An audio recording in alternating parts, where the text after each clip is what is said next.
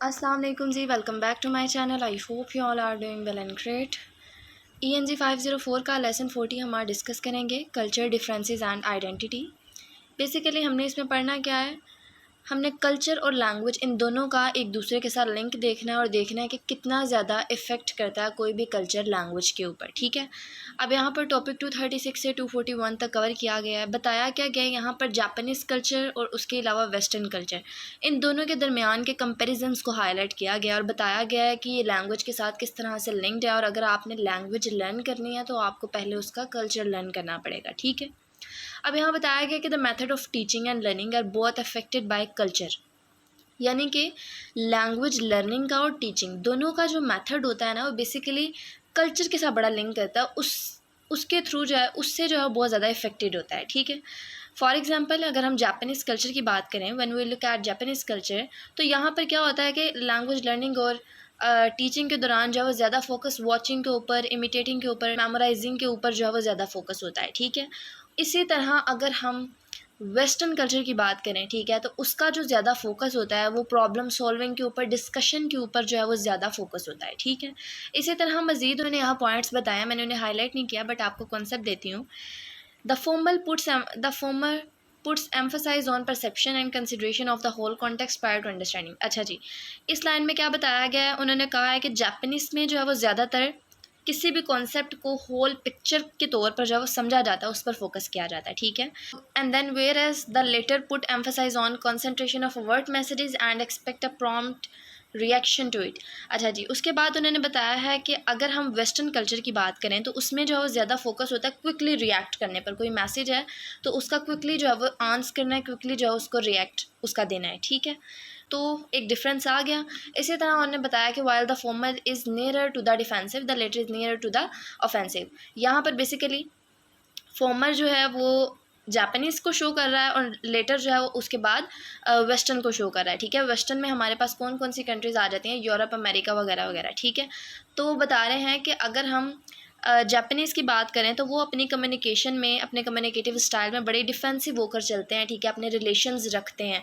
इसी तरह अगर हम वेस्टर्न की बात करें तो वो थोड़े अग्रेसिव होते हैं अपनी कम्युनिकेशन में। ठीक है, तो ये हमारा पहला पैराग्राफ था। आई होप सो कि आपको समझ आई होगी। ठीक है, क्लियर हो गया डिफरेंस। दूसरा पैराग्राफ है, उसमें क्या बताया गया कि एक अच्छी कम्युनिकेशन जो होती है वो किसी भी लैंग्वेज लर्निंग सिचुएशन की स्टोन होती है। ठीक है, but the question is what is mean by good communication and by home.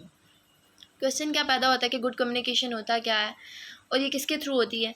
अब यहाँ पर बताया गया है कि वेस्टर्न कॉन्सेप्ट में अगर देखा जाए तो it is a smooth verbose interaction, exchange of ideas, exchange of doubts and offering solutions to problem, discussion and debate.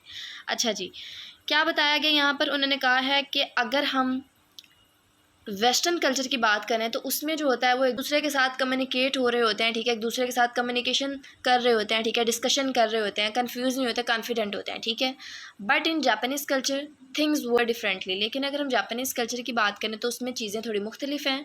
For them primary function of communication is main to good human relationship, यानी कि इनका जो main M होता है वो ज़्यादातर good relationship को maintain करना होता है। ठीक है, we will examine Japanese culture interface using Hofstede cultural dimension theory as a framework, यानी कि हम इसके थ्रू जो है वो इस कल्चर को पढ़ेंगे और 3 डायमेंशंस देखेंगे। अब यहाँ पर उन डायमेंशंस की बात की गई है जिनमें हमारे पास आइडेंटिटी, हायरार्की, ट्रुथ और विर्चू आ जाता है। ठीक है, अगर तो हम आइडेंटिटी की बात करें तो उन्होंने बताया है कि there is definite shift in Japanese values toward the western values, यानी कि एक तरह से एक चेंज आया जो कि जापानीज़ वैल्यूज़ जो हैं उसको वेस्टर्न वैल्यूज़ की तरफ लेकर जाता है। उन्होंने बताया कि ये जो चेंजेस हैं are traceable on consciousness level, very few of these manifest on behaviour level. अच्छा जी, यहाँ पर क्या बताया गया, उन्होंने बताया कि ये चेंज तो आया है बट क्या है कि ये चेंज सिर्फ उन लोगों के थॉट्स और उनकी फीलिंग्स तक ही महदूद है। ठीक है, अगर हम उनकी एक्शंस की बात करें तो वो बिल्कुल मुख्तलिफ हैं। ठीक है, वो उनके कल्चर के हिसाब से ही हैं। उन्होंने प्रॉपरली उस कल्चर को या उन चीज़ों को जब वो अडोप्ट नहीं किया, वो उनकी सोच या उनकी फीलिंग की हद तक है। अब यहाँ उन्होंने एक तरह से एक एग्जाम्पल सी शेयर किया कि like student confess to a stronger preference for individualism about collectivism. अच्छा जी, अब उन्होंने बताया कि स्टूडेंट जो ज़्यादातर कन्फेस करते हैं कि वो खुद बहुत सारी चीज़ें कर सकते हैं। ठीक है, मगर अभी भी वो एक्ट करते हैं कि they are part of a group. ठीक है, अभी भी बहुत सारी ऐसी चीज़ें हैं जिनमें वो अपने आप को एक ग्रुप के अंदर जो है वो रख के सोचते हैं। ठीक है, अब उन्होंने बताया कि but in real life situation they often behave according to the collectivistic behaviour pattern. ठीक है, ये बेसिकली कलेक्टिविस्टिक जो है ये टीम वर्क, ग्रुप वर्क की बात की जा रही है, ठीक है। अभी भी उन्होंने बताया है कि वो बिहेव इस तरह करते हैं। उसके अलावा student do not volunteer in answering question in class, not because they do not have knowledge but because no one takes the odium to be singled out from the group। अच्छा जी, यहाँ पर क्या बताया जा रहा है कि क्लास में अभी बहुत सारे स्टूडेंट्स जो है हैंड रेज नहीं करते, जवाब नहीं देते, इसलिए नहीं कि उन्हें आता नहीं है, बट क्या है कि वो ग्रुप में जो है वो अकेले खड़े होकर जवाब नहीं देना चाहते। एक तरह से उनमें एक तरह से सेल्फ कॉन्फिडेंस की जो है वो कमी है, ठीक है। This preference of cooperation and group achievement lead toward less competitiveness and behaviour and attitude and less assertiveness in their communication then their scores suggest in सर्वे।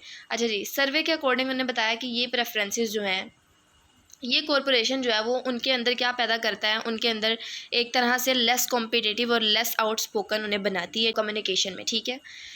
तो एक तरह से नेगेटिव चेंज है, ठीक है, इन्हें बदलना चाहिए। उसके अलावा उन्होंने बताया कि अगर हम कंपैरिजन में वेस्टर्न सेटिंग की बात करें तो उनका मेन फंक्शन जो होता है कम्युनिकेशन पर होता है, इन्फॉर्मेशन प्रेजेंटेशन, इन्फॉर्मेशन एक्सचेंज, एक दूसरे के साथ जो है वो इन्फॉर्मेशन एक्सचेंज कर रहे होते हैं बाय कम्युनिकेशन, ठीक है।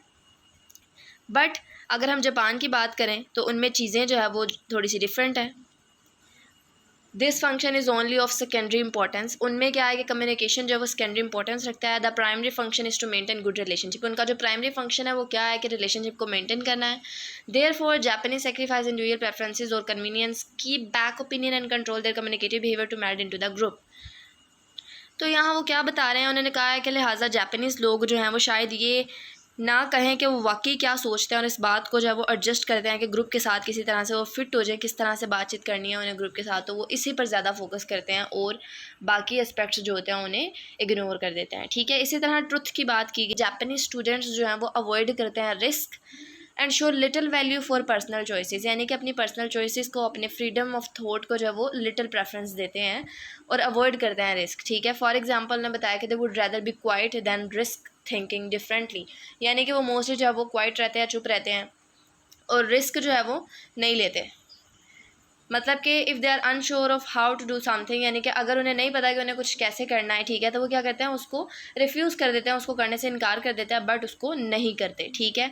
They would follow the crowd as carefully as possible, ठीक है। तो वही बात है, वो ग्रुप को जो है वो ज़्यादा प्रेफर करते हैं, ठीक है। टीम वर्क को, ग्रुप वर्क को ज़्यादा प्रेफर करते हैं। हायरार्की में उन्होंने क्या बताया कि in the Japanese culture the words and statement of authority are not doubted और क्रिटिसाइज्ड। जापानीज़ कल्चर में क्या होता है, उन्होंने बताया है कि अथॉरिटी को वैल्यू दी जाती है, अथॉरिटेटिव फिगर्स जो होती हैं, ठीक है, उनको क्या किया जाता है, रिस्पेक्ट दी जाती है। फॉर एग्जांपल टीचर है तो उन्हें वो क्वेश्चन नहीं कर सकते, उनको क्रिटिसाइज नहीं कर सकते, ठीक है। Their truth value is taken for granted and also treated so, ठीक है। फॉर एग्जांपल अगर उन्हें कोई मसला है तो उस पर नहीं बोलेंगे, ठीक है, उस पर बात नहीं करेंगे। उसके अलावा their interaction is less mutual, student are not active and dynamic player of communication, they do not enter into communication flow, they do not enter into communication flow with the same environment commitment because they do not feel they have the right to do so। अच्छा जी, उन्होंने बताया कि उनका जो interaction है एक तरह से वो भी लेस म्यूचुअल होता है, ज़्यादा इंटरेक्शन नहीं करते, ठीक है, वो समझते हैं कि उन्हें ऐसा नहीं करना चाहिए। दे do not enter into communication flow with the same commitment because they do not feel. अच्छा जी, टीचर्स के साथ उस तरह से कम्युनिकेशन नहीं करते, ठीक है, उन्हें लगता है कि वो जो है वो एक तरह से अथॉरिटी में ऊपर है और इसलिए उनका बात करना नहीं बनता। उसके अलावा their passiveness is interpreted as a sign of respect within the Japanese frame and as a sign of indifferences within the western frame, यानी कि अगर हम जापानीज़ फ्रेम में देखें तो ये एक तरह से उनके लिए एक साइन ऑफ रिस्पेक्ट है, लेकिन अगर हम वेस्टर्न फ्रेम की बात करें तो वो ये बात बताते हैं कि ये एक तरह से उनको लगता है कि ये इम्पोर्टेंट नहीं है। अगर आप लोग कम्युनिकेट नहीं करेंगे तो इस तरह से ना तो आप बेहतर वे में जो है वो कोई चीज़ हासिल कर सकते हैं, ठीक है, और ये एक तरह से आपको बेहतर लर्नर नहीं बनाती और ना ही एज अ गुड इंस्ट्रक्टर आपके टीचर्स काम कर रहे होते हैं।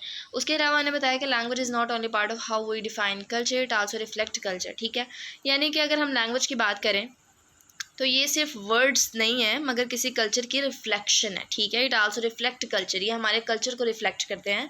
अगर आपने लैंग्वेज सीखनी है तो आपको उसका कल्चर भी सीखना पड़ेगा। Students can not master the language without mastering the cultural context, कि वही बात है, लैंग्वेज में आप मास्टर नहीं हो सकते जब तक आप कल्चर में मास्टर ना हो। Form and usages of a given language reflect the cultural values of a society in which the language is spoken. जिस तरीके से जो है वो लैंग्वेज यूज़ होती है वो शो करती है वैल्यूज़ किसी भी सोसाइटी की जिसमें वो बोली जाती है, ठीक है। Linguistic competence alone is not enough for language learners to be competent in that language, ठीक है, यानी कि खाली लैंग्वेज को सीखना काफ़ी नहीं है।